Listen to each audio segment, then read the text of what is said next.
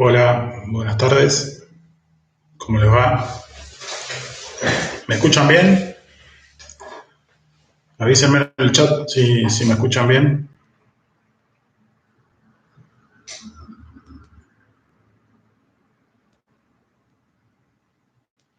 ¿Me escuchan?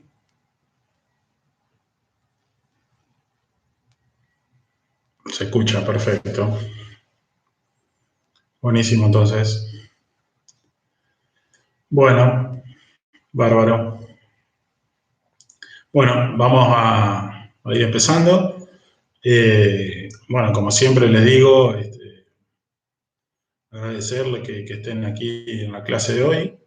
Eh, en general somos cada vez menos, pero bueno, celebro a aquellos que tienen la constancia de seguir participando y que siempre, como hacemos en las publicaciones, les decimos que es un poco mejor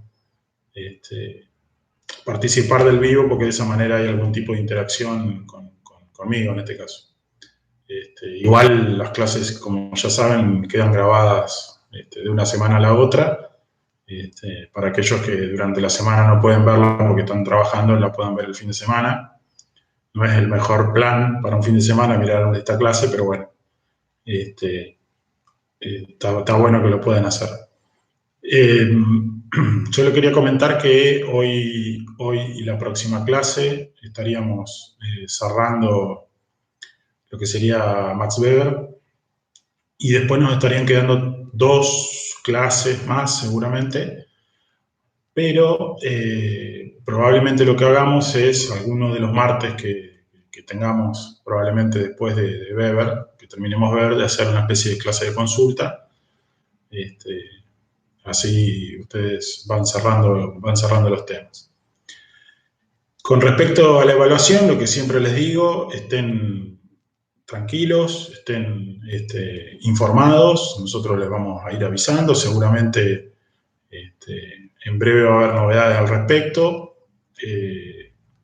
y como siempre les digo, se van a enterar con suficiente tiempo como para poder hacer lo que se les llegue a pedir, si es que pedimos algo, porque todavía estamos viendo.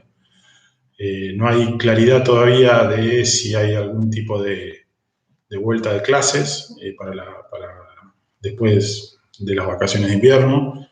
En caso de que haya, cómo va a ser, si solo se va a abrir supongamos, para lo que son mesas de exámenes. Bueno, todavía no tenemos mucha claridad al respecto. Entonces, hasta que no tengamos alguna certeza más de cómo va a ser ese proceso, por las dudas no queremos aventurar ningún tipo de evaluación porque queremos tener un poco más de certeza, como decía recién, de qué es lo que va a ir pasando, ¿sí? Entonces, en ese sentido, por eso les digo que se queden. Lo que más quiero es transmitirles tranquilidad, que cursen como puedan. Yo sé que no es lo mismo cursar así, se los vengo diciendo todas las clases, pero bueno, no está de más volver a decírselos. Traten de llevar las lecturas. En caso de que no puedan o tengan alguna dificultad, comuníquense con nosotros, no tengan, no se repriman esa cuestión, comuníquense con nosotros, con los profesores, con los auxiliares, con quien sea. Nosotros estamos a disposición, trataremos de responder la inquietud lo antes posible. Por supuesto que a veces podemos tardar un poco más porque estamos todos ocupados también,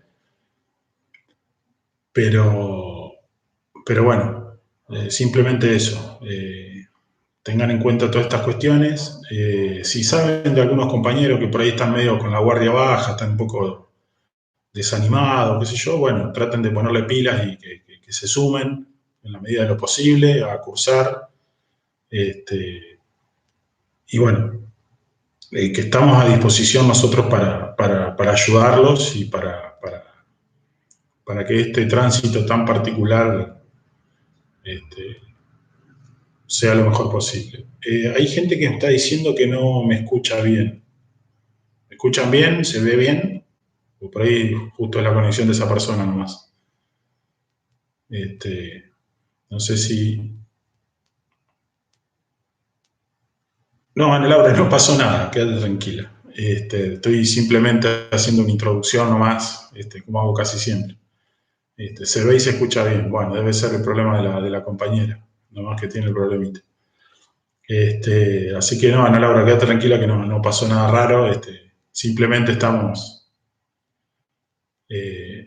comentando algunas cuestiones. Me interesa y yo quiero, sinceramente quiero que ustedes, si saben, los que están acá presentes, eh, de algún compañero que ustedes tienen, que por ahí está, como yo decía recién, un poco resignado, con la guardia baja, porque se le complica por diversas situaciones la cursada, traten de, o a mí, o a alguno de los profes, o a alguno de los auxiliares, decirnos, bueno, mirá, fulanito de tal, está medio complicado con los tiempos, qué sé yo, y por ahí nosotros nos podemos comunicar con esa persona, tratar de darle una mano, tirarle alguna posible ayuda. Entonces, eso, básicamente que traten aquellos que están conectados y que vienen con la cursada más o menos.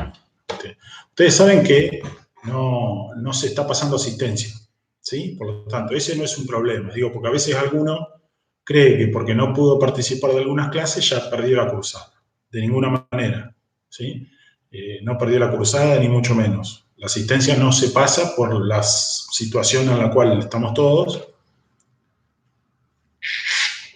y entendemos que es complicado para algunos de ustedes poder cursar quizá todos los días en tiempo y forma. Entonces, no se pasa asistencia, así que en eso no hay problema. ¿eh? Digo porque si alguno por ahí, como no participó de la clase, dice, bueno, listo, ya perdí la cursada porque falté 2 o 3 clases. Acá nadie falta, digo. Básicamente es eso. Nosotros ponemos un horario, hacemos la clase, el que puede participar, participa, se graba en la medida de lo posible para que los otros accedan y listo. ¿Sí? Pero bueno, quería decir esto como, sobre todo, transmitir un mensaje de tranquilidad, ¿eh? De que estamos tratando de acompañarlos en esta situación. ¿Está? Así que bueno, ahí como dice Leilén o Paula o Flavia, las chicas también están a toda disposición de ustedes. Entiendan que ellas también trabajan, cursan, lo que sea, entonces no pueden responder enseguida, pero no duden, o a los profes también podemos. No nos tengan miedo en ese sentido, ¿sí? Así que bueno, cualquier cosa que necesiten, y si necesitan alguna mano de otra cosa, bueno, qué sé yo, menos plata, acá estamos disponibles, ¿sí? Sobre todo teniendo que ver con la cuestión de la facultad. Cualquier cuestión que ustedes necesiten o quieran, no tengan dudas en escribirme o en preguntarme algo. A lo sumo le diré no puedo, no sé cómo hacer y los puedo derivar con alguien, ¿sí?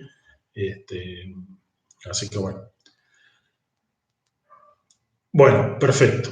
Listo, haciendo estos avisos, vamos a ir a lo nuestro, a empezar con la clase.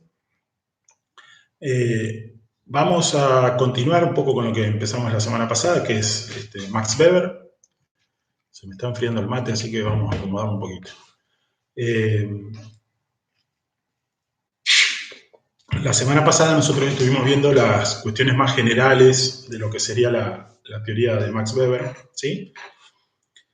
Que tenía que ver con su conceptualización de lo que es la realidad social, cómo él o cualquier científico social debería abordar esa realidad, es decir, cómo la debería estudiar, y plantea esta cuestión de los famosos tipos ideales, ¿sí? Esto de construir un concepto ideal, que repito, cuando hablamos de ideal no estamos hablando en términos de positivo, ¿sí? Sino en términos de que no es real, básicamente. Pero que ese concepto, ese tipo ideal, de alguna manera puede contener las diferentes realidades que se dan sobre determinada situación. Entonces dábamos el ejemplo, yo les daba el ejemplo de, no sé, el tipo ideal de profesor, el tipo ideal de alumno, el tipo ideal de lo que sea, lo que a ustedes se les venga a la cabeza. Entonces se construye el concepto y la construcción de ese concepto permite después de alguna manera clasificar y entender y comprender lo que se está estudiando, ¿cierto? Básicamente es eso. Si ustedes empezaron a leer el texto de López, bueno, ahí en el texto al principio más o menos explica esto. Una aclaración por las dudas. Lo que vamos a dar hoy también está dentro del texto de López, o sea que no vamos a... La buena noticia hoy es que no se les va a agregar, no hay otro texto nuevo. Continúen con la lectura del texto de López sobre Weber, que lo que vamos a desarrollar hoy básicamente está en ese texto. Bueno, y por favor pregunten a medida que voy hablando, ¿sí? Les decía entonces, y en esta construcción de los tipos ideales, Weber centraliza o focaliza su foco de atención en lo que él denomina la acción social, ¿no? Que la acción social, de alguna manera, es la principal referencia, el principal objeto de estudio del científico social. Y que, ¿qué entendía por acción social? Él decía, bueno, una acción social es ni más ni menos que la acción que lleva adelante una persona teniendo como referencia a otra, ¿sí? O sea, la acción que hace teniendo como referencia. Entonces dábamos el ejemplo, una persona que pesca, ¿sí? Saca el pez del agua y se lo lleva a su casa y se lo come, ahí no hay ninguna acción social de por medio. Ahora, ese mismo pez, que ahora ya se transforma en pescado, esa persona va y lo vende en el mercado, ahí se transforma, ese acto de pescar se transformó en una acción social, porque está pescando para vender, es decir, está pescando en relación a otra persona, ¿sí? A otra o a otras, pueden ser a muchas. Entonces, el otro ejemplo fácil que yo les decía era esto que estamos haciendo ahora, o sea, yo estoy en una clase y yo no estoy hablando para mí, estoy hablando para ustedes. Entonces, la clase que yo estoy dando está referida a ustedes. Entonces, en este caso estamos hablando de una acción social. Ahora, ustedes, cada uno en su casa, donde esté mirando la clase, no están generando, no están haciendo una acción social, porque no están referidos a otros. Ustedes están escuchando la clase, punto. Y dentro de estas acciones sociales, qué feo que me quedó el mate, horrible. Dentro de estas acciones sociales, decíamos que Weber había clasificado en 4 tipos de acciones sociales, o tipos de acción, y que de alguna manera todas las acciones que llevamos adelante podrían encuadrar en alguno de esos 4 tipos de acciones.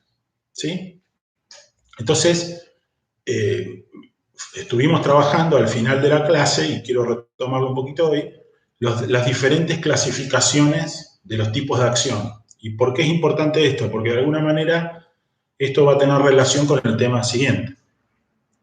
Entonces, Weber planteaba 4 tipos de acción, ¿sí? Que no hay orden de jerarquía, esto que quede claro, no hay una más importante que otra, no. Son 4 tipos de acción que se dan. Después vamos a aclarar algunas cuestiones, pero esas 4 acciones son 4 acciones y punto, que cada una tiene sus caracteres, no es que una es más importante que otra. El nombre del texto es el Weber, se llama, lo voy a escribir acá, le voy a escribir el autor. El autor es López Ernesto, el texto se llama Weber, así como... ¿sí? En realidad es un texto que proviene de una carpeta de trabajo de la Universidad de Quilmes y que, bueno, nosotros hace un par de años ya lo trabajamos, le hemos hecho algunos recortes y demás. Así que, bueno. Bien, entonces, decía, estos 4 tipos de acciones, de alguna manera, dice Weber, nos permiten entender todas las clases de acción que existen en una sociedad, básicamente, ¿no? Entonces, él primero define, por ejemplo, la acción afectiva. Dice, bueno, las acciones afectivas tienen que ver con todas aquellas acciones que están vinculadas o atravesadas por sentimientos, emociones. Bastante sencillo, ¿no? ¿Qué sé yo? No sé. Abrazo, voy caminando y veo a alguien que quiero mucho, que no lo vi hace mucho por la cuarentena, lo abrazo. Bueno, eso es una acción afectiva. Y es una acción social porque estoy abrazando a otra persona. Si yo me pongo a mirar una película y esa película que estoy mirando me hace llorar o me hace reír, es una acción afectiva, pero individual, no es social, es individual, ¿sí? Porque no estoy interactuando con absolutamente nadie y yo no la hago en referencia a otro. Me sucede esa situación emotiva, digámoslo, mirando una película, y listo, y queda ahí. Ahora, si yo me pongo a hablar con alguien y la persona, no sé, o yo le cuento un chiste a otra persona, generalmente cuando uno cuenta un chiste es para que el otro se ría. Bueno, eso es una acción social medianamente afectiva, digamos. Los regalos. Sí, podría decirse que comprar un regalo a otra persona tiene algún... En realidad es más difícil porque, a ver, uno le compra algo a alguien o uno le compra algo a alguien que supuestamente le tiene afecto, supongamos, ¿no? ¿Qué sé yo? Así. Yo le compro a mi compañera, le compro no sé, un chocolate, ¿sí? Bueno, ¿por qué? Porque sé que le gustan los chocolates. Entonces voy y lo compro y de alguna manera sí, porque uno que está buscando, que el otro se ponga contento de que uno le compró algo que le gustaba. ¿Sí? Yo no estoy buscando la emoción es más difícil de clasificar. Entendería que entra por ahí, por la acción afectiva. ¿Sí? Pero bueno. Después tenemos la otra acción, otra de las acciones, la acción tradicional, ¿no? Que hablábamos de la acción, dice Weber, que se repiten por costumbre y que de alguna manera son, dice él, la mayoría de nuestras acciones. Eso es interesante. Dice, la mayoría de nuestras acciones, o gran parte de nuestras acciones, son acciones de tipo tradicional, que son acciones casi que nosotros hacemos de manera automática. Como yo les daba el ejemplo, saludar cuando uno entra a algún lugar. ¿No? Hay gente, uno entra, saluda. Bueno, eso es una acción tradicional. ¿Eh? Y social porque estoy saludando a otros, básicamente. Tomar mate, como estoy haciendo yo, no es una acción social tradicional. Sí, porque podría tomar café, podría tomar un whisky, qué sé yo, no quedaría muy bien tomar un whisky ahora, pero bueno, podría hacerlo. O sea, tomo mate porque tomo mate. Pero no es directamente, porque está esta idea de asociar en los exámenes. Suele pasar, cuando dan el ejemplo de acción tradicional, me meten el mate siempre. ¿Sí? Y no, o sea, no ¿sí? O comer empanada, qué sé yo. No son acciones tradicionales per se. La acción tradicional tiene que ver con esas acciones que nosotros hacemos por costumbre, por imitación, que yo estaba hablando, saludar, no sé, entrar a un lugar y darle paso a una persona mayor, qué sé yo, montón de situaciones que nosotros hacemos que tienen una explicación, porque no es que no tienen una explicación, tienen una explicación. Que sea tradicional no quiere decir que no se pueda explicar. Pero hay un montón de cuestiones que nosotros hacemos, pensemos en cuestiones prácticas culturales que nosotros hacemos acá y que en otros países no se hacen, o al revés. ¿No? Bueno, esas son acciones de tipo tradicionales. ¿Cuál sería un ejemplo de acción tradicional individual? A ver, una podría ser, por ejemplo, cuando uno se despierta y se lava la cara, ¿sí? Y se lava los dientes. Y uno dice, bueno, pero uno lo hace por una cuestión de higiene, por una cuestión de salud, ¿no es cierto? Lavarse la cara, lavarse los dientes puede ser, pero lavarse la cara no es una cuestión técnicamente de higiene, es más una costumbre porque no está bueno que uno se levanta con la cara hinchada, qué sé yo, ¿no es cierto? Pero eso podría ser una acción tradicional, si se quiere, ¿no? Cómo uno come, el procedimiento que uno hace al comer. Ustedes saben que en otras culturas los procedimientos son distintos. ¿Eh? De cómo comer. Bueno, eso tiene que ver con lo tradicional. Las cuestiones religiosas, las prácticas religiosas, que una persona vaya a rezar a la iglesia, por ejemplo. ¿Sí? De manera individual. Bueno, eso también es una acción tradicional. ¿Eh? No se reza como uno se le cante, o no se reza, depende, no, se reza de una manera y cuando aquellos que rezan se les enseña cómo se reza, lo hacen automáticamente. ¿Sí? Y lo hacen lo pueden hacer de manera individual o social. ¿Cierto?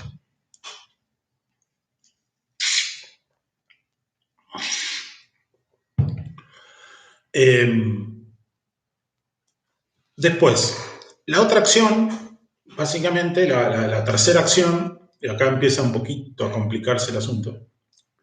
Weber la llama acción racional con arreglo a valores.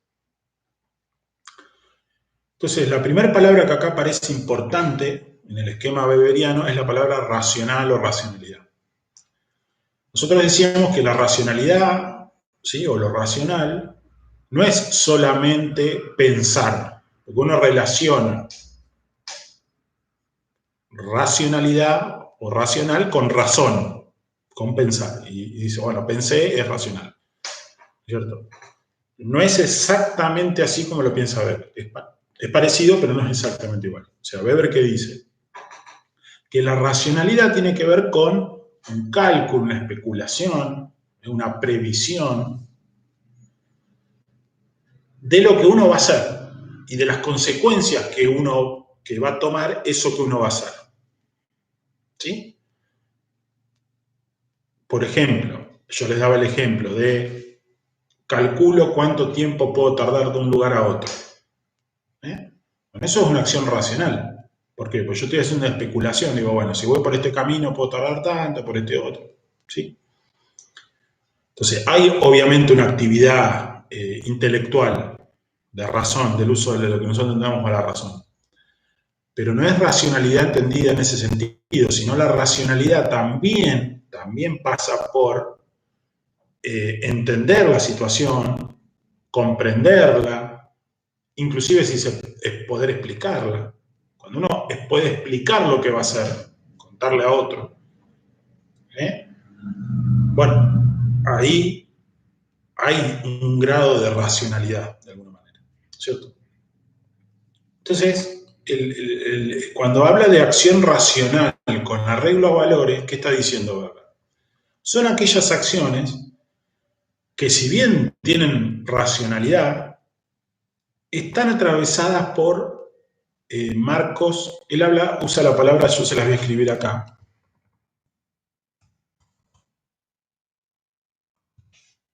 Marcos axiológicos, que tiene que ver con los valores. Con los valores. ¿Qué significa esto? Que el esquema moral y ético de cada persona, de alguna manera, le presenta ciertas limitaciones a una persona para hacer algo. Yo siempre doy el mismo ejemplo, pero me parece que es hasta ahora no me han presentado un ejemplo que sirva mejor para entender esto, para enseñar esto. Ustedes sí o sí tienen que aprobar una materia porque se reciben, supongamos, o no sé. Sí, pierden la beca, sí, supongamos, ¿no? Bueno, y tienen la oportunidad, bien María Eugenia, se acuerda de mis clases. Tienen la oportunidad de aprobar, necesita aprobar, y tiene la oportunidad de copiarse. ¿Sí? Sabe que si se copia, aprueba. Y las condiciones están dadas para copiarse porque el profesor salió afuera, está paveando por ahí. Entonces están todas las condiciones dadas para yo poder copiarme, yo apruebo el examen y soluciono mi problema. Bueno, mi esquema moral, mi esquema ético me dice, no, eso está mal, no se puede. Eso no se debe hacer porque está mal. Entonces, ¿qué hago? No lo hago. Entonces, ahí hay una limitación. Hay una limitación para aprobar el examen. ¿Sí? Esa limitación, ¿quién la pone? Mi propio marco moral y ético. Por eso habla de cuestiones axiológicas, ¿no? Lo axiológico está vinculado a los valores. Entonces, mi propio marco de valores éticos y demás me dicen, no, eso no está bien. Entonces, no lo hago. Entonces, las acciones racionales con arreglo a valores son aquellas acciones racionales, pero que están atravesadas o motivadas por acciones, por valores. ¿Sí? Estos valores pueden ser hasta estéticos, religiosos, éticos.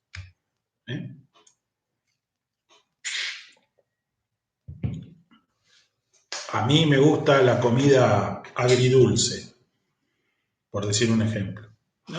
Bueno, hablando de algo estético, si se quiere, ¿no?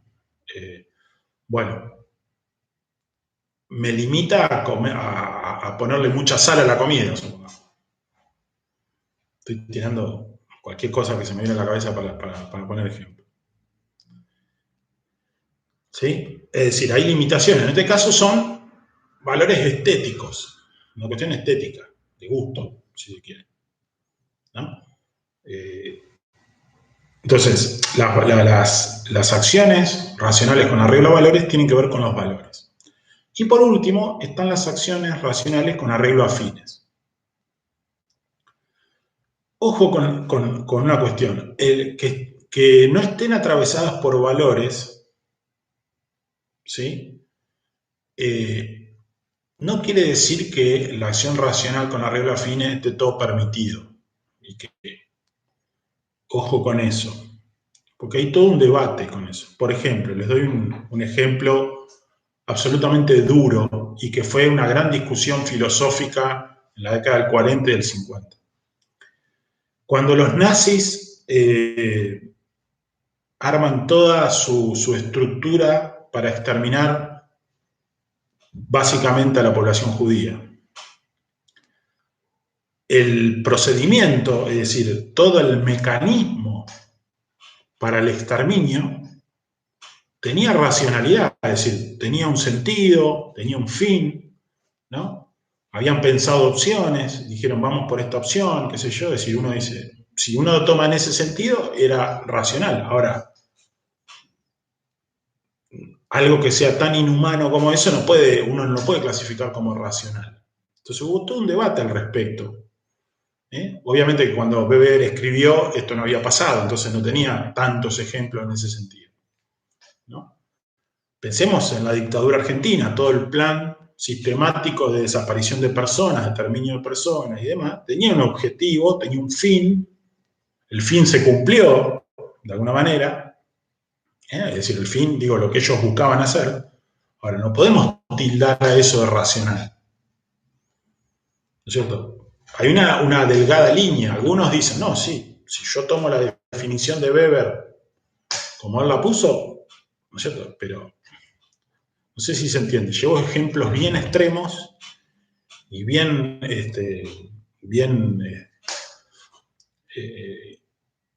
guarangos, si cabe la expresión, para que se entienda esto, ¿no? Ahora bien, ¿de qué hablamos cuando hablamos de acciones racionales con arreglo a fines? Bueno, yo les decía, la acción racional con arreglo a fin tiene un fin determinado y opciones que tengo disponibles para cumplir ese fin. Y yo voy a elegir la opción que a mí me parece más indicada para cumplir ese fin. ¿Sí? ¿Qué tiene que haber en una acción para que sea racional con arreglo a fines? Dos cosas. Un fin y opciones para lograr ese fin. Bien, Mayra, el ejemplo que yo les daba del estudio. El fin, aprobar el examen. Los medios, las opciones, distintas formas de estudiar. Yo elijo aquella manera que yo creo que va a ser la mejor para rendir, para aprobar. Esa es una opción. La otra opción más común que yo siempre les doy es, tengo que ir del punto A al punto B y tengo distintos caminos. Y tengo que llegar en 10 minutos. Claudio, racional cálculo, sí. No es lo único, pero sí. Cálculo, especulación. Cuando uno especula, dice, creo que va a pasar tal cosa, entonces hago tal cosa. ¿Sí? Ahora, no toda la especulación es racional. Les doy un ejemplo. Está nublado el día, está por llover, y yo digo, probablemente llueva, agarro un paraguas y me llevo un paraguas. ¿Sí? ¿Hay grado de racionalidad ahí? Sí, obviamente. Ahora, ¿eso es una acción racional con arreglo a fines? No. No es una acción racional con arreglo a fines. ¿Sí? Pues no tengo ningún fin, ni tengo opciones, o sea, no hay opciones. Yo especulo que va a llover, entonces meto en mi mochila un paraguas por si llueve. Listo.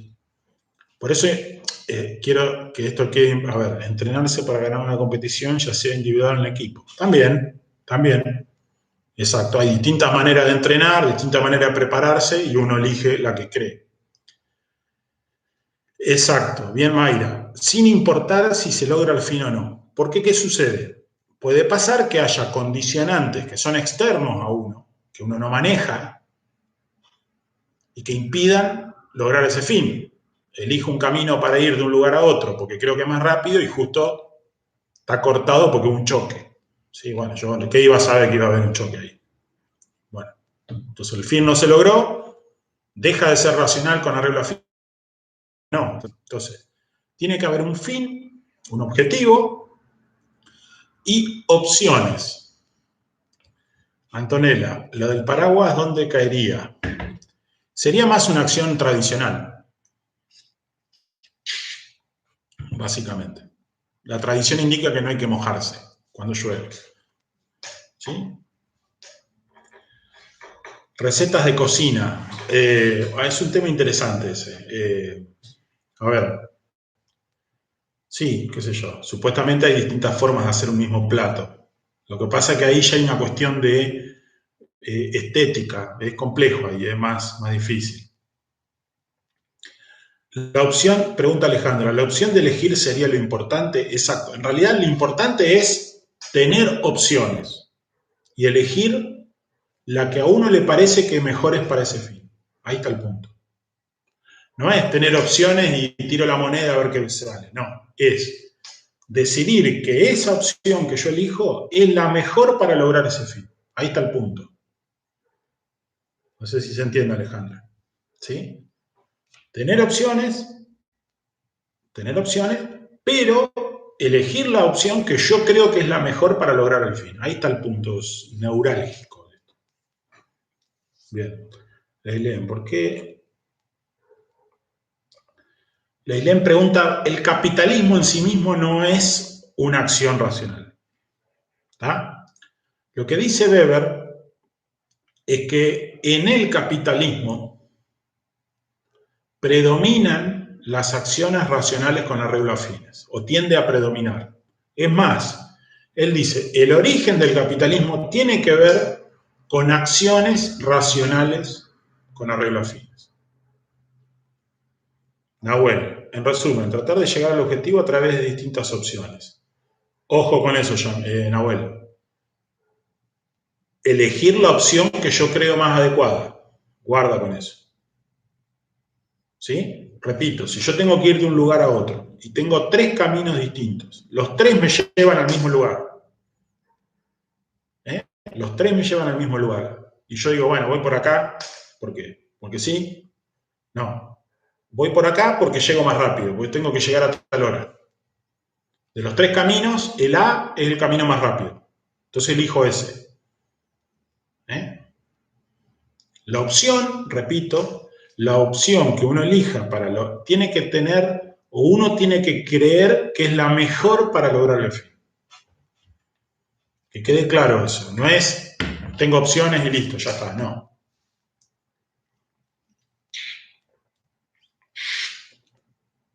Exacto. Lo que dice Antonella. Después, si cumplimos el fin o no, si el fin se da, es otra cuestión. No importa. Acá es tener un fin y elegir opciones. Yo tengo hambre. Y digo, bueno, voy a comer algo. Abro la heladera y tengo 3 platos, 3 cosas distintas y elijo una,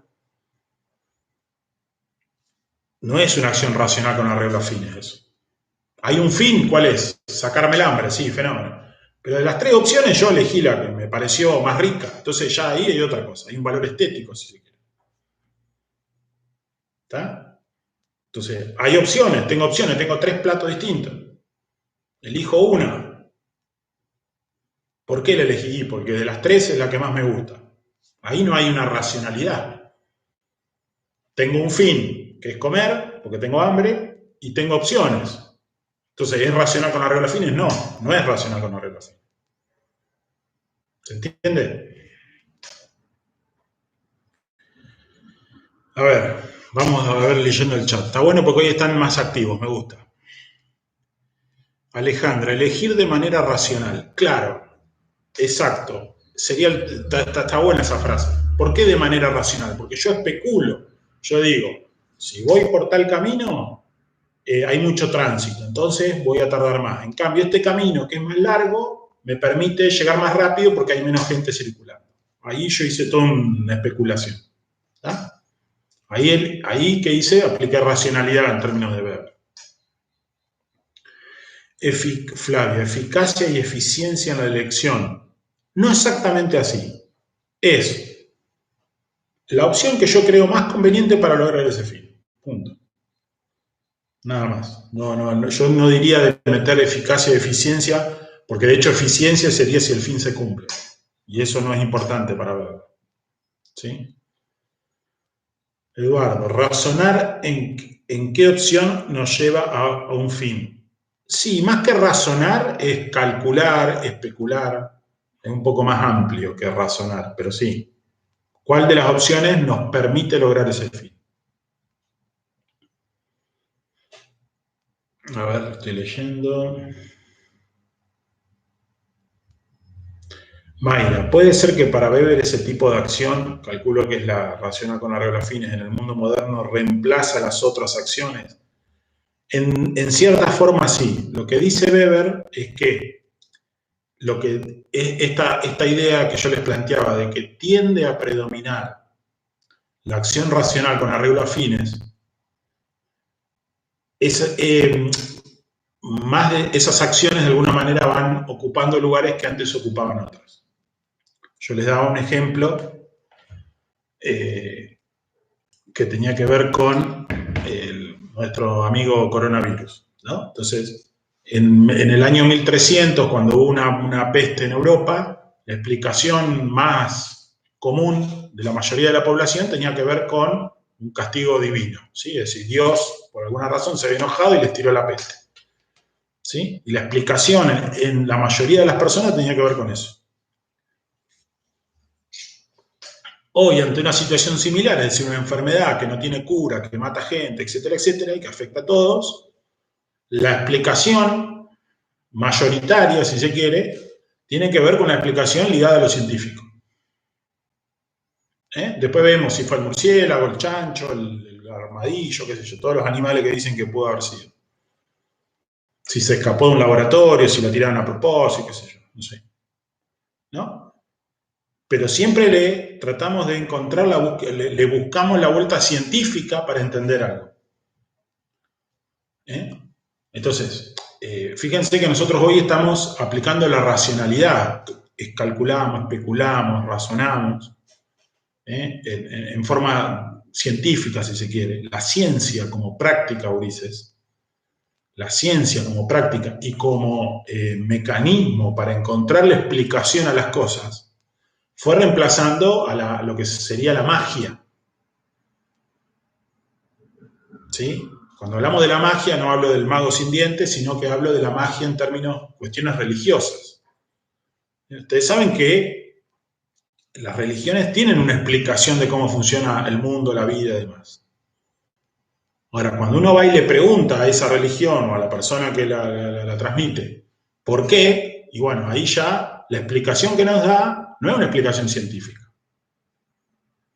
Una explicación que pasa por otro lado y que después está en uno adherir a eso o no, es otra cosa. En cambio, la ciencia se ha ido transformando en la búsqueda y en la resolución de todas las situaciones que se nos plantean, en términos generales. ¿Sí? A ver, voy leyendo porque... Claudio, la especulación es parte de la vida cotidiana. Todo el tiempo estamos eligiendo opciones. Bueno, un poco lo que dice Weber. En el mundo capitalista, esto que vos decís, Claudio, de que estamos especulando cada vez más todo el tiempo de todas las cosas que hacemos, es así. Un poco él planteaba eso. ¿La acción racional con arreglo a fines tiene algo que ver con el consumismo capitalista? No, básicamente no.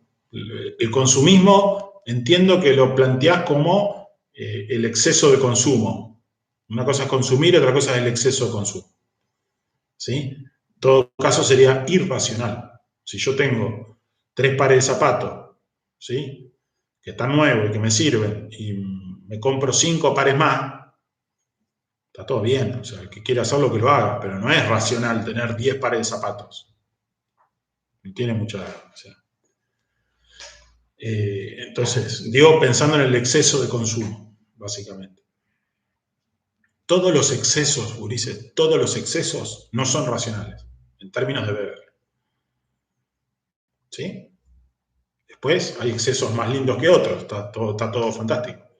Pero ningún exceso es racional, por definición.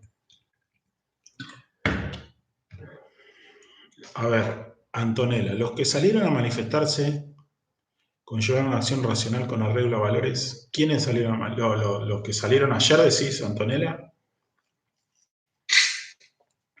A ver, le estoy preguntando a Antonella porque me dice los que salieron a manifestarse. ¿Son los de ayer? ¿Los que salieron ayer en Buenos Aires? Sí, bueno, a ver. No tenemos certezas, o sea, yo tengo una explicación, pero es personal, no la voy a dar acá, el que quiere me la pregunta después, de por qué esas personas salieron a hacer lo que hicieron. Entonces, no tenemos una clara motivación, porque no había una organización, no había un discurso único, no es que hubo una persona que dijo, bueno, todos los que estemos en contra de la cuarentena salgamos a protestar para que la cuarentena termine. No hubo, entonces no podemos tener certeza de qué mecanismos fueron los que explicaron eso. Ahora, lo poco que vi, había un popurrí ideológico absolutamente extremo, es decir, había neonazis, liberales, los denominados pañuelos celestes, había un loco que decía en contra de la red 5G, ¿sí? Que yo creo que quería usar el juego de palabras, no sé, había un popurrí de cosas. Lo que está claro es que violaron la ley. Eso está clarísimo. ¿Sí? Violaron la ley, porque hay una ley, hay un estado de emergencia que dice que esas cosas no se pueden hacer porque estamos en una situación de emergencia sanitaria. Por lo tanto, las aglomeraciones están prohibidas. ¿Sí? No escuché grandes manifestaciones de que los metan presos.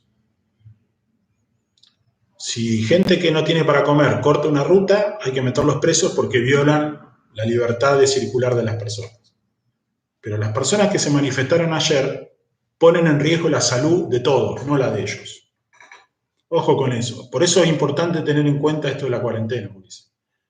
Si yo salgo o no salgo, no es una cuestión mía, es una cuestión de otros. Yo puedo contagiar a otros, hay que entenderlo de esa manera, no la lógica individualista. Si yo me contagio, puedo contagiar a otros. Entonces me tengo que cuidar. Por mí, pero sobre todo por los demás, básicamente. En línea general, Antonella, me fui un poco al carajo, pero no sabría, no podría clasificarlos. Mucha racionalidad no le vi a eso, pero bueno, después en todo caso lo hablamos personalmente. Daniela, para una mujer nunca es poco tener par de zapatos. Bueno, está bien, yo no me quise meter en eso.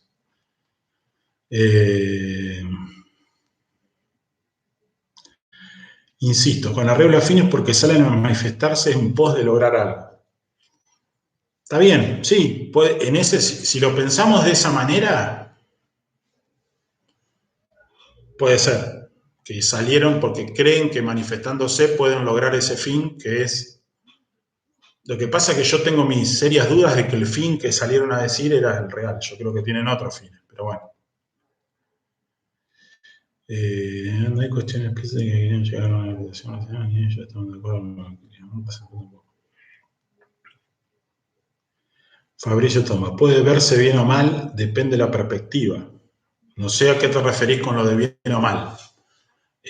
Violaron la ley, eso no está sujeto a si está bien o mal. Violaron la ley, punto. Eso no está sujeto a discusión. ¿Sí? algún fin lograron porque hasta nosotros le estamos dando espacio. Sí, bueno, no pasa nada. Mientras tengamos en claro las cosas, no pasa nada. Y está todo bien. Lo único que no, sinceramente no, esto es a título personal. No tolero, después me banco cualquier cosa, pero no tolero los antivacunas. ¿Está? Eso, para mí, no tiene discusiones. Todo el resto se discute, pero los antivacunas. Pero bueno, listo. Bien, volviendo un poco, retomando el piolín. A ver, Leilén, entonces, más allá de si la opción que elijamos sea la más razonable, ¿no? Lo que importa es que nosotros. A ver, entonces, esperen que estoy leyendo lo que pone la idea. Entonces, más allá de si la opción que elijamos sea la más razonable o no, lo que importa es que nosotros o quien sea crea que esa opción va a llevarlo. Exacto, ojo con esto. Lo de razonable, yo no utilizaría la palabra razonable ahí, Leila. La más adecuada. Se supone que si vos de 5 opciones, de 3 opciones, evaluás, especulás, calculás, ya hay un acto de razonabilidad, ya es razonable. ¿Se entiende? O sea, per se es razonable. Pero el término no es razonable, sino la más adecuada para lograr ese fin. Porque puede pasar que ante la misma situación, otra persona elija otra opción. Volvamos al ejemplo que siempre les doy de aprobar una materia. Va a haber una persona que elige la opción de estudiar solo y va a haber una persona que va a elegir la opción de estudiar con otra persona, de estudiar acompañado. Ante las mismas opciones, una persona va por un camino y otra persona va por otro camino. Entonces no hay una opción razonable. La opción razonable es la que uno considera de afuera. Nadie me puede decir a mí cuál es la opción más razonable. ¿Se entiende? Esto de razonable yo lo correría. Yo diría la más adecuada. ¿Sí? Yo creo que para lograr tal fin, esta es la mejor opción. Punto. Y ahí se acabó el problema. De las opciones que tengo, elijo esta. Misma situación, otra persona elige otra opción. Y las dos fueron acciones racionales con arreglos fines. ¿Sí? Las dos fueron acciones racionales con arreglos fines. Llevémonos al plano político, Ulises. Llevémonos al plano político. Dos candidatos que se postulan para el mismo lugar. Uno hace campaña de determinada manera y otro hace campaña de otra manera. ¿Sí? ¿Qué buscan? Ser elegidos. Después uno va a ganar y otro va a perder. Los dos llevaron adelante acciones racionales con arreglo a fines. Eligieron distintos caminos. A uno se le logró el fin y al otro no porque el otro perdió. Lo mismo de una contienda deportiva. ¿Sí? Claudia, ¿no acaso?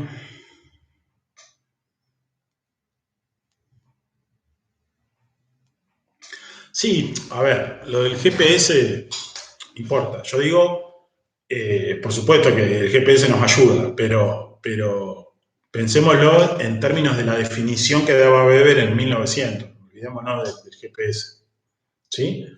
Por eso, Ulises, no se compliquen tanto, es más sencillo de lo que parece. Es un fin y para lograr ese fin, buscar qué opción es la más adecuada para lograr ese fin. Punto. Y listo. Después, si hay otras cosas circundantes, no importa.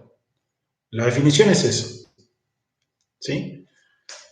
Pensemos llevémoslo, avancemos un poquito en la cuestión. Pensémoslo en, como habla Antonella en la cuestión comercial. Yo voy a poner un negocio, un comercio, que vende ropa. Entonces yo digo, bueno, me voy a ubicar en tal lugar porque no hay negocios ahí, entonces por ahí la gente pasa y lo mira y tengo más posibilidad de que me compren. Voy a utilizar tal estrategia de publicidad para que la gente vea que yo vendo barato, qué sé yo. Y busco distintas estrategias para que la gente vaya a mi negocio y me compre. Y después está la otra cuestión, que es a lo que Weber le ponía mucho énfasis, que tenía que ver con la administración. la administración, ¿sí? La administración de lo que sea, de un negocio, de un comercio, de una empresa.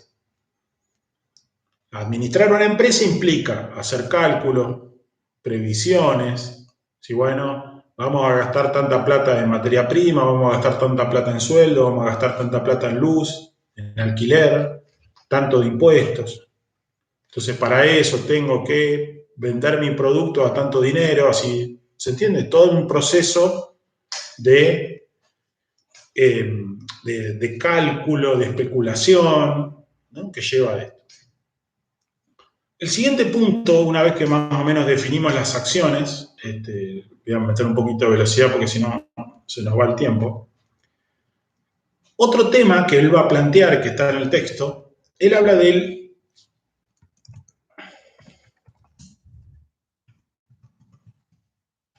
tipos de autoridad y tipos de dominación.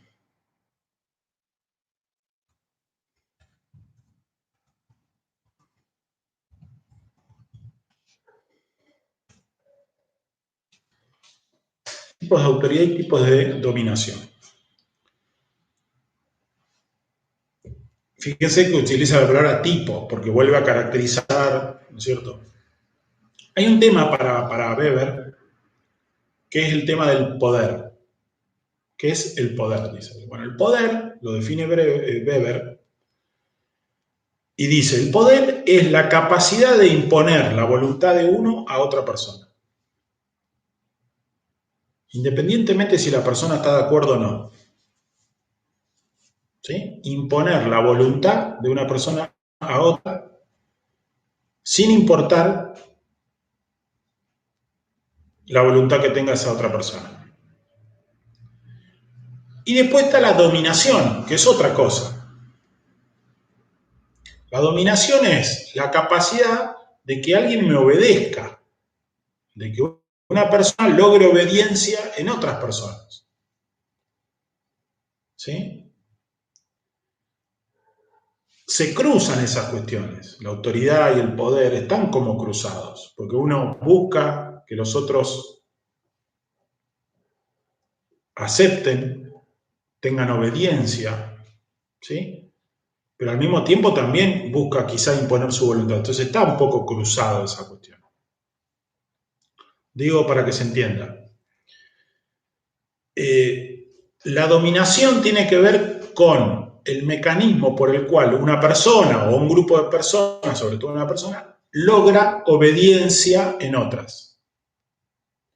¿Qué sería la obediencia? Que hagan lo que esta persona quiere, básicamente. O que hagan lo que la normativa indica. Ahora vamos a ver eso. La dominación tiene que ver con la autoridad. Están atravesados. ¿Sí? Y esa dominación, repito, tiene que ver con la obediencia a normas, la obediencia a personas. Entonces yo siempre doy el mismo ejemplo. Ustedes saben que yo soy muy poco original. Un docente está en un aula y dos personas están hablando, dos adultos, pensemos en la facultad, ¿no? Dos adultos están hablando en la clase y el docente dice, por favor, pueden callarse. Y esas dos personas se callan. Ese docente que ejerció autoridad, porque aplicó su poder, su voluntad, ¿cuál era? Que se callen. Las personas se callaron, aunque querían seguir hablando, se callaron. Pero también hay una obediencia, porque dijeron, se callaron. Obedecieron la orden del profesor. Esa misma situación, esas mismas dos personas hablando en la calle, pasa el mismo profesor y les dice, silencio por favor. Lo van a mirar así, ¿qué te fumaste? ¿Sí? Acá hablamos lo que queremos, no sos nadie para decirnos, ¿sí? ¿Qué cambió? Cambió el marco. Son las mismas personas, la misma situación. ¿Qué cambió?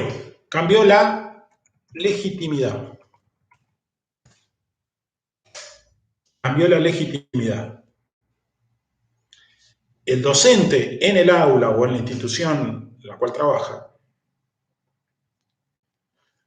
y los alumnos que van a esa, o los estudiantes que van a esa institución, aceptan determinadas reglas de juego. Esas reglas de juego, que nos las enseñan, y las obedecemos. Entonces hay un tipo de autoridad ahí, obedecemos esas reglas. Entonces no es que solamente los alumnos se callan si el profesor Rosado les dice que se callen. Se callan si cualquier profesor en una clase les dice que se callen. No es que le hacen caso solo a un profesor, le hacen caso a todos los profesores. ¿Sí? ¿Por qué? Porque aceptan que en ese lugar el que tiene la autoridad es el profesor. Esa aceptación de esas reglas de juego se llama legitimidad. Vayamos a un ejemplo mucho más extremo. Pensemos en la cuarentena, que hablábamos hoy de la manifestación que hubo ayer y demás. En este caso, el Estado, municipal, nacional y provincial, dice esto se puede hacer y esto no se puede hacer. Y nosotros lo cumplimos.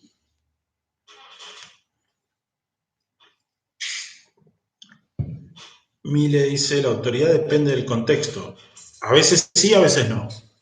A veces sí, a veces no.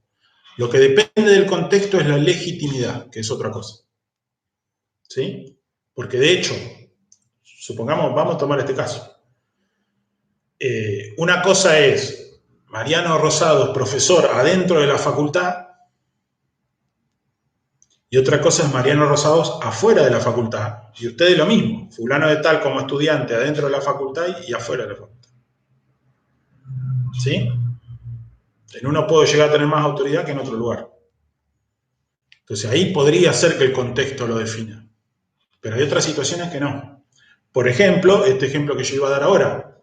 El gobierno municipal, nacional y provincial determina que hay actividades que no podemos hacer. Y las cumplimos.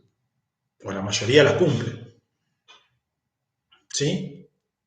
Y son independientes de nuestra voluntad. Es decir, a mí me gustaría juntarme con mis amigos a comer asado, les puedo asegurar. Cuando saquen la cuarentena, un mes entero comiendo asado y otro. ¿Sí? Pero bueno, no lo puedo hacer porque el Estado me dice que no lo debo hacer. ¿Sí? Ahí hay un tipo de autoridad y ahí el contexto no importa. ¿Sí? Acá, en Argentina, en cualquier lado, que está pasando más o menos lo mismo, sucede algo similar. Entonces, la autoridad, ¿sí? Repito, es la obediencia que se logra a través de distintos mecanismos. Esos distintos mecanismos son los tipos de autoridad. ¿Sí? Y a esto quería llegar. Weber va a hablar de 3 tipos de autoridad. La primera es la autoridad de tipo carismática, que tiene que ver con el carisma, básicamente, de una persona. ¿Sí? Ahora ya les respondo, Ulises, lo que están preguntando. La autoridad carismática sería, el ejemplo más concreto son los Mesías, Jesús, Mahoma, Moisés, que ustedes quieran. Es una persona que logra obediencia de otras. Entonces la pregunta es, ¿por qué la obedecen? Ahí está la pregunta. ¿Por qué la obedecen?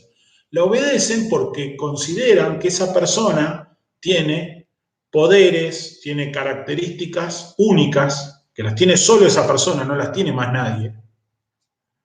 Cuando Weber estaba definiendo el tipo de autoridad carismática, estaba mirando en los líderes religiosos o mesías y demás, ¿cierto?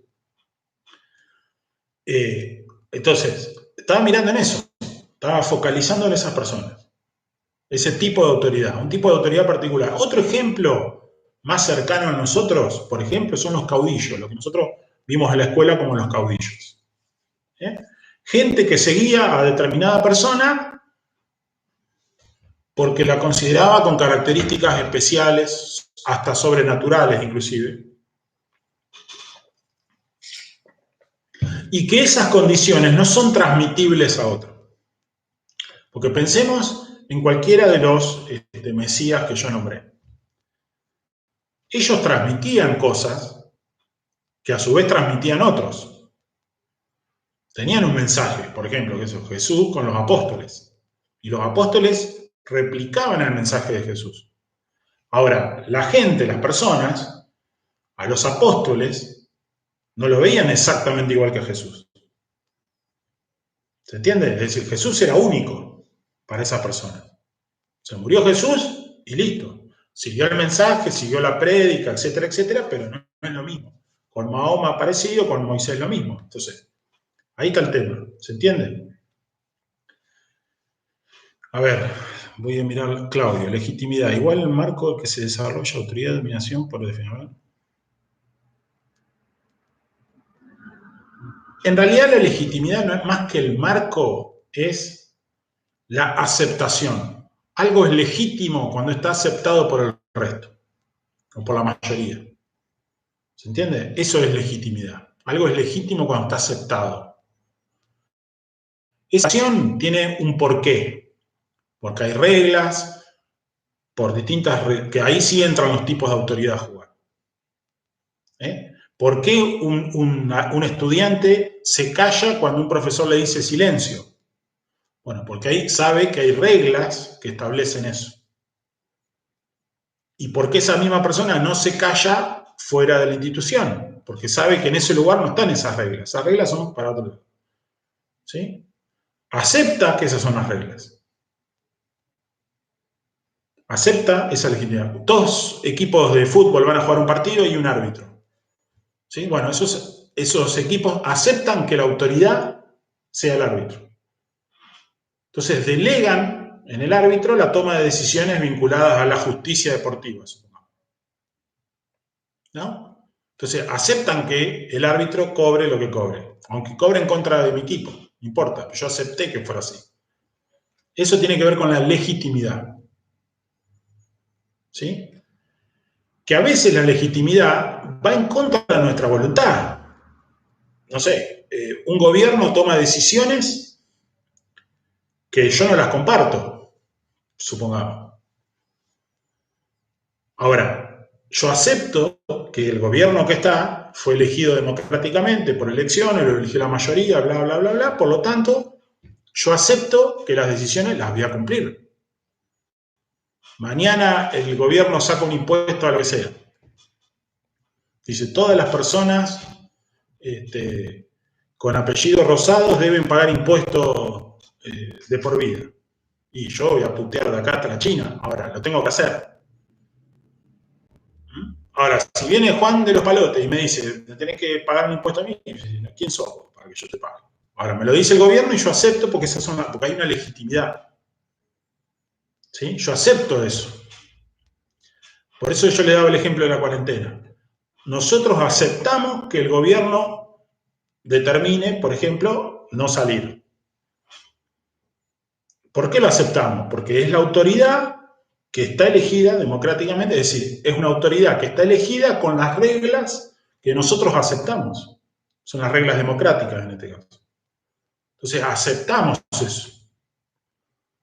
Y las decisiones que toman las acatamos. Estemos de acuerdo o no estemos de acuerdo, eso es otra discusión. A Weber no le interesaba eso.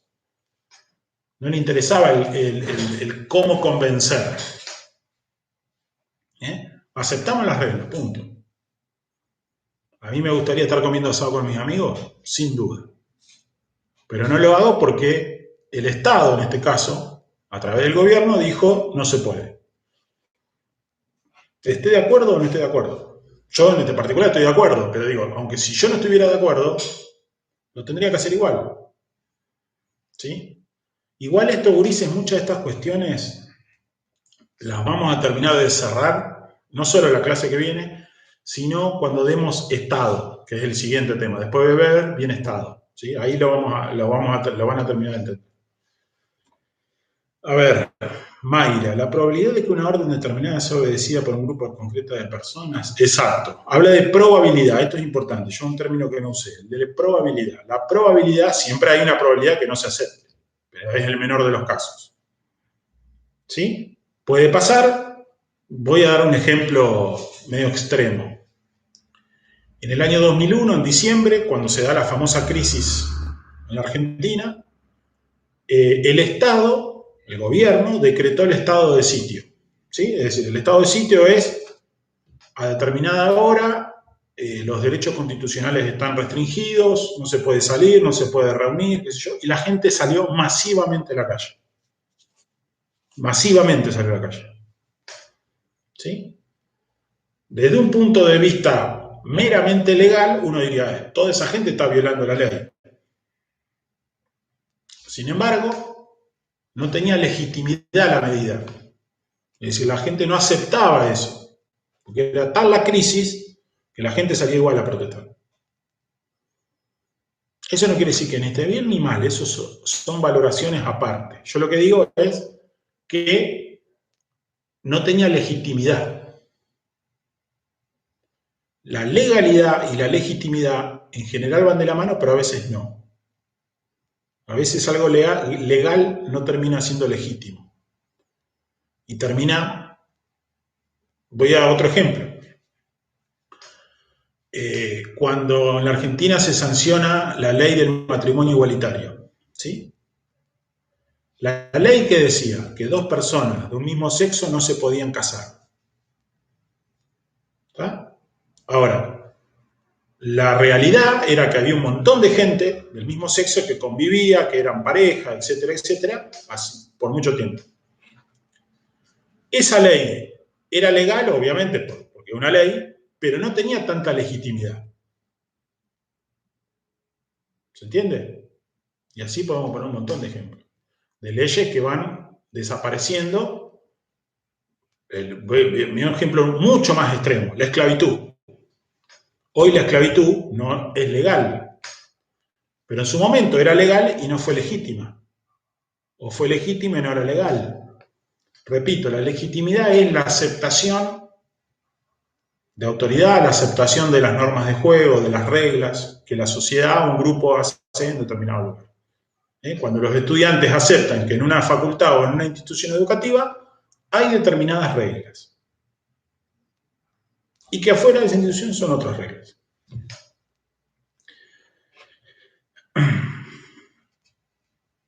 Berenice, perdón, el ejemplo de dos alumnos hablando en el aula, ¿pertenece a un tipo de dominación o a un tipo de autoridad? Me perdí, está bien. A ver, es un tipo de autoridad y de dominación, las dos cosas. ¿Sí? Las dos cosas. Bien. Hoy hablamos de la autoridad carismática. Después hay otra, que es la autoridad tradicional.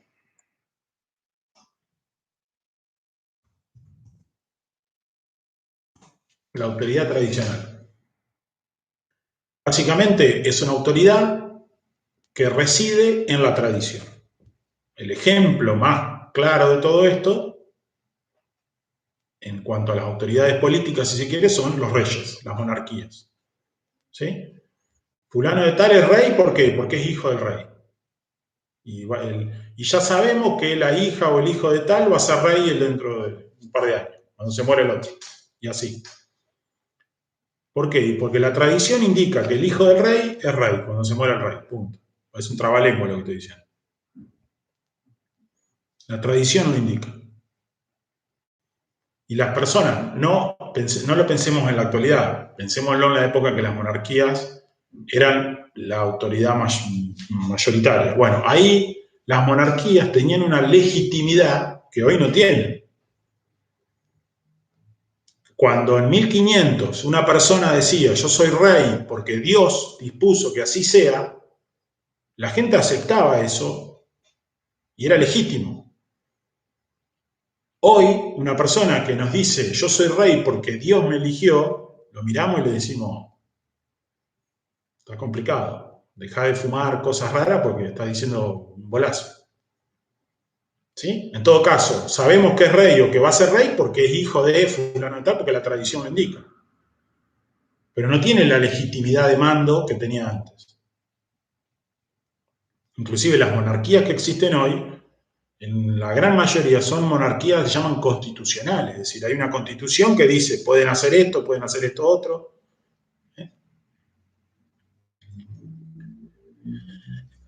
Exacto, así es, Claudio. Tradiciones de la antigüedad no tiene que ver directamente con la antigüedad. Al ser una tradición que se replica por costumbre, se supone que hay una cuestión de tiempo, pero pensemos, ¿qué otro lazo, a ver, piensen, qué otro lazo de autoridad tradicional conocen? A ver, los escucho. Mientras arreglo este esperpento de mate que... ¿Qué otro lazo de autoridad que autoridad tradicional conocen además de los de los reyes? Pensemos en algo más cotidiano, algo más trivial. Exacto, Claudio, la familia. La familia, la autoridad familiar. Uno le hace caso a los padres, básicamente. Está filoso, Claudio, bien, Claudio. El Papa también es un tipo de autoridad tradicional, exactamente. Sí, también. Las autoridades religiosas son autoridades de tipo tradicional. ¿Sí? Ah, no, yo leí Claudio, no, Antonella, fue bien, está bien, Claudio. Sí. Perdón, Antonella, te saqué la exclusividad, perdón. Exactamente, Antonella. La familia es el ejemplo tradicional de autoridad tradicional, valga la redundancia. ¿Sí? Donde cuando uno es chico le hace caso a los padres, básicamente en general, ¿no es cierto? Bueno, ¿y por qué le hace caso a los Bueno, porque es la costumbre hacerle caso a los padres. Punto. ¿Mm? Un cacique también, en general, tendría que ver con la actividad tradicional, sí, exactamente. El Poder Judicial no. Depende qué Poder Judicial. ¿eh? El Poder Judicial no. No, el trabajo no es un tipo de autoridad. En el trabajo, o mejor dicho, si yo trabajo en una empresa y tengo un jefe, ahora vamos a explicar eso. Los profesores, en parte sí, en parte la autoridad del docente con los alumnos tiene que ver con también la tradición, aunque hay reglas también, ojo con esto, claras, escritas. Sí, lo del cargo, si se hereda o no se hereda, no interesa tanto. No es, yo lo daba como ejemplo de los reyes, pero no es la exclusividad. A ver, acá estamos hablando de tipo de autoridad, es decir, ¿por qué la gente obedece a alguien? ¿Está? ¿Por qué la gente obedecía, o los que seguían a Jesús lo obedecían? Bueno, porque creían que él tenía determinadas características y lo seguían. ¿Por qué la gente aceptaba que el rey viniera y le dijera, dame tantos impuestos, papi, pum? Porque había una aceptación de autoridad tradicional. ¿Sí? Ojo con eso, no es por se heredan los cargos ni nada, es por la obediencia que logran de la gente o de un grupo de personas. ¿Sí? No es por un tipo de rango, ni cuando Fabricio habla de los ancianos, en algunas sociedades los más ancianos eran los jefes, ¿sí? El gobierno, ahora, esperen que ahora me voy a meter en el tema ese. Entonces, recapitulo. Tenemos la autoridad carismática, la autoridad tradicional y la última es la autoridad racional.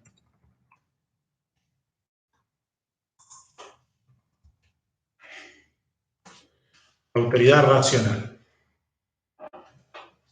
Cuando Weber está escribiendo o está pensando en la autoridad racional, está hablando de lo que serían los gobiernos modernos, lo que nosotros conocemos como un gobierno. ¿Sí? Que inclusive, gurises, nosotros no obedecemos a una persona, obedecemos a un cargo. ¿Se entiende? Obedecemos a un cargo. Por ejemplo, hoy el presidente es Alberto Fernández, supongamos. Mañana va a ser otro, seguramente, y antes fue Macri. Y obedecíamos a Macri, obedecemos a Alberto Fernández y seguramente obedezcamos al que venga. ¿Sí? Algunos nos va a gustar más, menos, no importa. pero lo obedecemos igual. ¿Por qué? Porque fue elegido con reglas de juego que nosotros aceptamos. Ahí está la legitimidad que yo les hablaba. Y esas reglas de juego están escritas y tienen un marco racional. Es decir, un rey, vamos a un ejemplo, un rey es rey hasta que se muere. El papa es papa hasta que se muere. Un presidente es presidente hasta donde dice la Constitución. Y hay una explicación y una razón por la cual es presidente un periodo y no tanto, y no puede ser elegido de por vida. Y esa explicación es racional. Las constituciones, Ulises, las constituciones de los países que establecen las reglas de juego de una sociedad y que dan lugar después a las leyes, ¿no? Pero el punto de partida de toda sociedad organizada moderna es la Constitución. Bueno, la Constitución, cualquiera, ustedes seguramente alguna vez estudiaron la Constitución argentina, la Constitución establece determinadas reglas y que tienen una razón de ser. Cuando decimos una razón de ser, es una explicación racional, no por costumbre. Una persona no puede ser funcionario público si no tiene más de 18 años. ¿Por qué? Y bueno, porque la sociedad hasta ahora, después se verá si eso cambiará, considera que una persona de menos de 18 años no está formada y capacitada como para ser un funcionario público. ¿Está? Por poner un ejemplo. ¿Por qué los presidentes no pueden ser reelegidos indefinidamente? Bueno, porque la democracia moderna va en contra de la perpetuidad en el poder. Si alguien se perpetúa en el poder, se puede corromper, etcétera, etcétera, etcétera.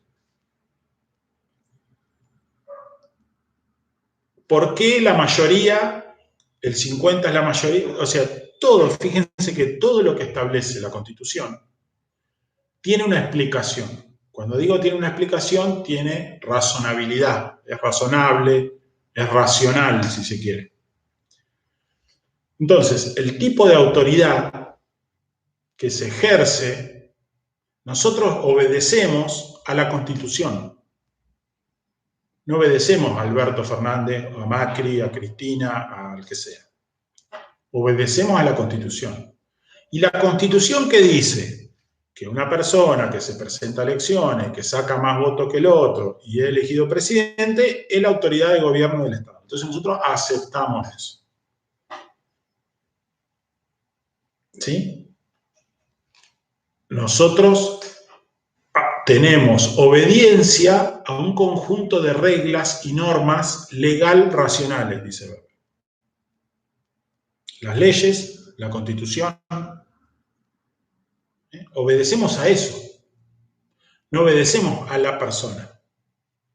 Porque repito, mañana Alberto Fernández se va, viene Cristina, se va Cristina y viene otro, y vamos a aceptar igual. Y antes estaba Macri y aceptábamos igual. ¿Sí? Entonces nosotros aceptamos lo que diga la Constitución. Si un gobierno es derrocado, pensemos en la última dictadura en la Argentina, un gobierno es derrocado constitucionalmente. ¿Ese gobierno logra obediencia? Sí, va a lograr obediencia. ¿Pero la logra por la legitimidad o la logra por el miedo, por la fuerza, por el temor? Es otra cosa, ¿se entiende? Cuando gobernaban los militares, también obtenían obediencia de la sociedad. Pero no, esa obediencia no iba de la mano de la aceptación de las reglas, porque los primeros en romper las reglas fueron ellos, cuando violaron la Constitución. Se aceptaba o se obedecía a ese gobierno militar por una cuestión de miedo, básicamente. Porque las garantías constitucionales no existían. Por eso, Ulises, a veces, cuando algún no sé qué calificativo usar, habla de dictaduras, en esta época no entiende nada, ¿sí? Cuando alguien ustedes escuchen que está hablando de dictadura en esta época, díganle, no, mira, estás pifiando de acá a la China, ¿sí? ¿Eh? Eh, a ver, voy a verla. Flavia habla de una pandilla. Bueno, supongamos, pensemos en una pandilla en un término despectivo, ¿no? En un grupo de personas que van a cometer algunos delitos, supongamos, ¿no? Bueno, ahí hay un tipo de autoridad medio mezclado, porque no es legal racional, porque obviamente están pensando en violar la ley, pero es tradicional hasta cierto punto, ¿sí? Es más carismática, te diría, de ese tipo de autoridad. En el caso de una pandilla, digo. Una empresa familiar, bueno, eso tiene, los militares, la policía van dentro. Ah, vos decís dando los pasos. A ver, no entiendo, Antonella, los militares y la policía lo van dando de pases. O sea, que van pasando de autoridades. Decimos, bueno, pero se supone que tiene no es una cuestión tradicional esa, o en parte sí, pero tiene cierta cuestión de legalidad también. O sea, está estipulado así, ¿no?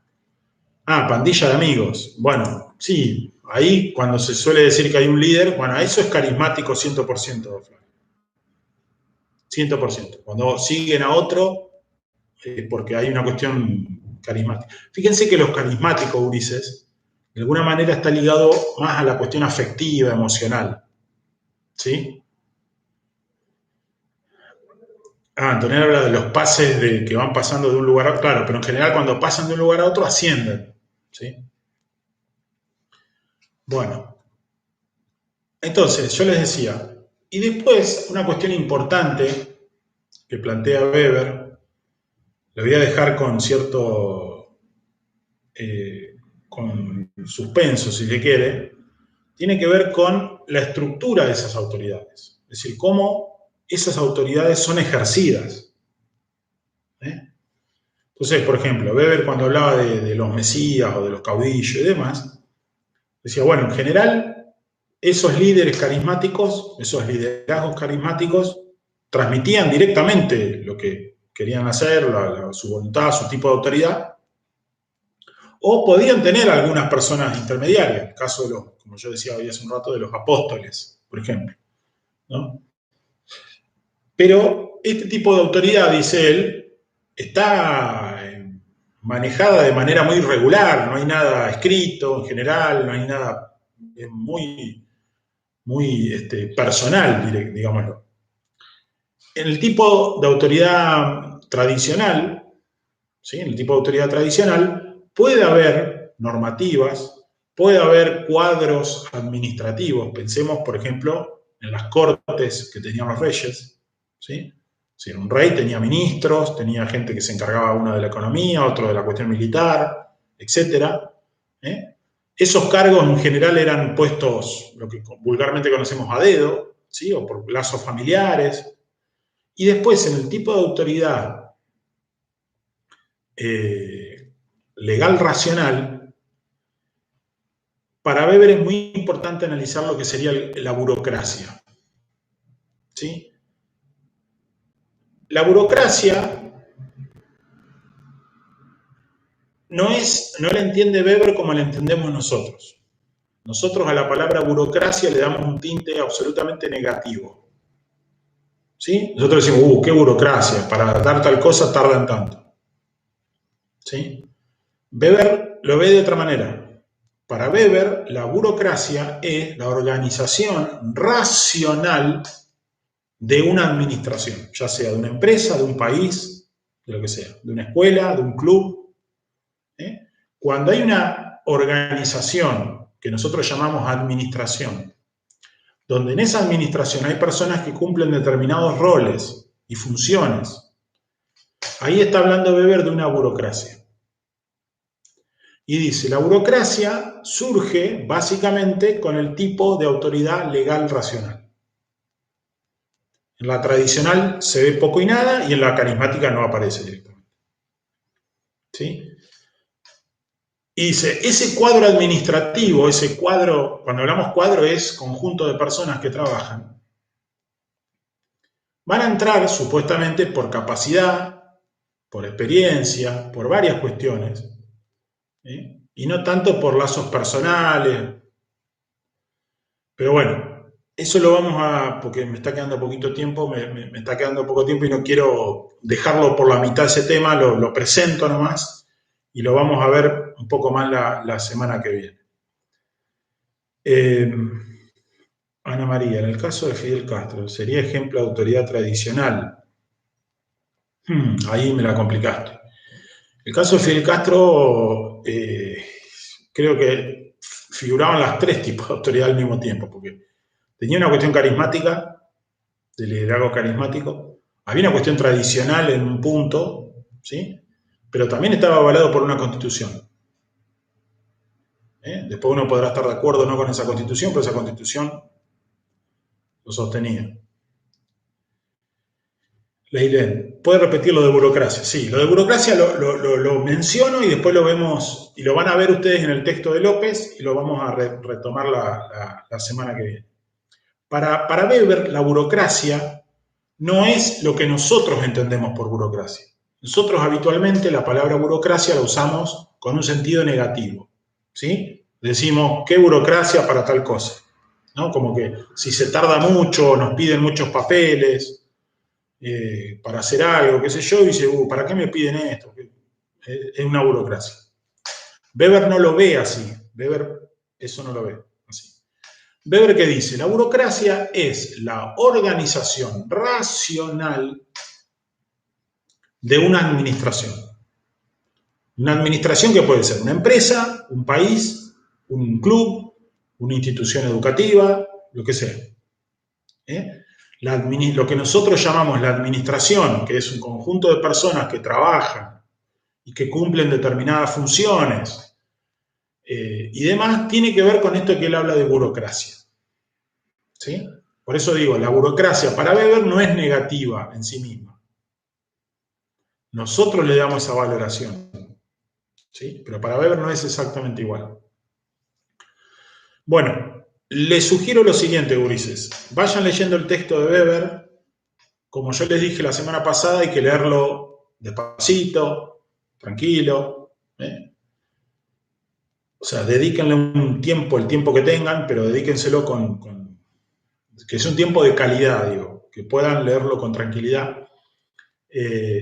La semana que viene vamos a seguir trabajando este tema. Y por favor, si quedaron dudas o cuestiones, vayan anotándolas, nos preguntan en clase, la clase que viene, o les mandan a las chicas, me preguntan a mí, ¿sí? Y vamos avanzando con el tema, ¿está? Bueno, les mando un saludo grande a todos. Como les dije, cualquier cosa que necesiten, a disposición. Estamos en una situación especial. Y bueno, cuenten conmigo y con todo el equipo para lo que ustedes necesiten, ¿sí? Nosotros podamos ayudarlos. Un abrazo grande, cuídense, nos vemos la semana que viene.